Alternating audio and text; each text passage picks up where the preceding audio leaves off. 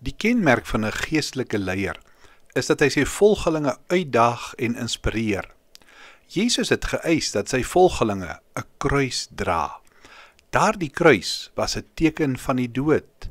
Dit is interessant om te sien hoe die apostels gesterf het. Andreas is aan 'n kruis dood. Simon is gekruisig. Bartolomeus is lewendig afgeslag. Jakobus, die seun van Zebedeus, is onthoof. Die ander Jakobus, die seun van Alfeus, is doodgeslaan. Thomas is met 'n spies deurboor. Matthias is gestenig en toe onthoof. Matteus met die swaard doodgemaak. Petrus is onderstebo gekruisig. Thaddeus is met pyle dood. Filippus is gehang. Paulus is volgens oorlewering onthoof. En dit wys vir ons, Christendom is nie 'n Sondagoggend godsdienstsaak nie.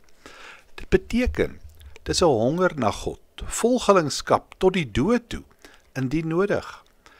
Die leierskap van die Here Jesus, dat ons hom volg, skud ons fondamente. Dit gooi ons prioriteite omver.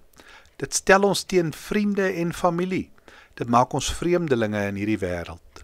Daar het dikwels groot skare saam met Jesus gereis. En hulle het baie redes gehad om Jesus te volg. Sommige het hom gevolg omdat hulle gesien het hoe hy die skare voed.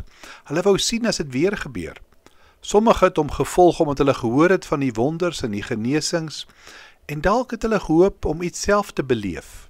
Het is veilig om te sê dat slegs 'n paar Jesus om die regte rede gevolg het. Die Here Jesus het mense goed geken. Daarom het hy aangedring dat mense wat agter hom wil aankom, hulle kruis moet opneem. En dit beteken 3 sake. 1. Ons moet klaarmaak met onsself en ons koninkryk. 2. Ons moet die koste bereken. En 3. Ons moet bereid wees om Jesus so te volg, dat ongeag die prys, ons nog steeds agter hom aangaan. Vandag het jy die geleentheid om Jesus te volg.